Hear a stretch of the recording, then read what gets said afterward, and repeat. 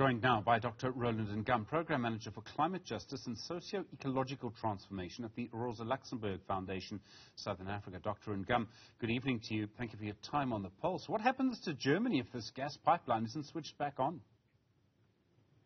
Well, Stephen, there are a number of alternatives, and most of them don't really look good at the moment. The U.S. really is the #1 solution for the EU. For the first time, the U.S. now sends more LNG to Europe than Russia sends through its pipelines. And so I think that is the key. Fortunately, also, Germany is going through a heat wave, and so it requires less energy from Russia. But as we advance towards the winter months, it's going to become more urgent. We're seeing power crises in so many places. So we have the power crisis that we have.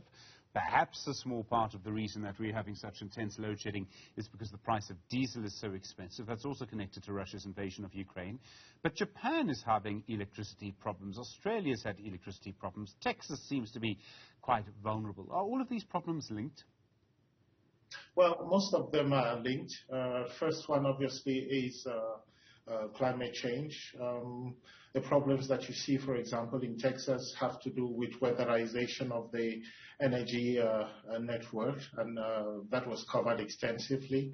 The fact that when it gets too hot or too cold, the systems tend to collapse, and unfortunately, the utilities have not made provisions for that. The second situation, especially the one that happens in Japan, is, if you remember very well, Fukushima Daiichi, which really was a major shock to the Japanese system, left the nation traumatized, and for that reason, they decided to shift out of nuclear. And because they have decommissioned many of their nuclear plants, it is very difficult for them to power quickly because they need a buffer of about 3–4%.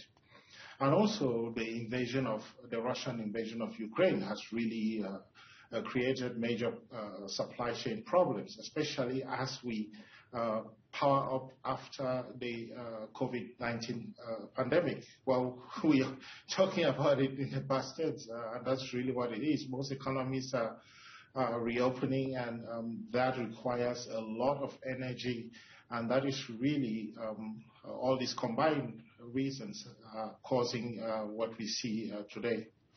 Many places, I mean, we've been talking about what kind of electricity grid we should have, the move to renewables, moving away from coal. We've been using coal really since large-scale electrification in our country. I imagine the same for almost everywhere.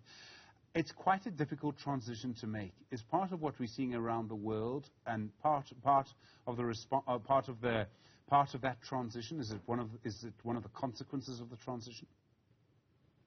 Well, I think that that would really be a stretch if we were to make that argument.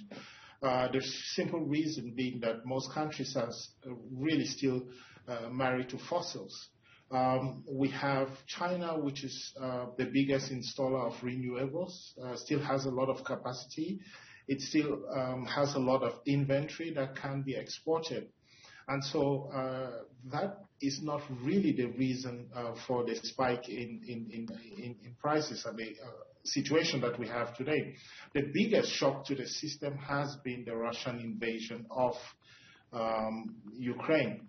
That has, yes, caused many countries, Germany included, to shift very quickly to more renewables. But at the same time, I don't know if people are following, but last week the European Union once again reaffirmed gas and nuclear as green energy sources. And so the kind of green energy we're talking about really at the moment cannot be the reason for the spike in prices or for the problems that we are seeing around the world at the moment. Dr. Roland Ngam from the Rosa Luxemburg Foundation, thanks very much.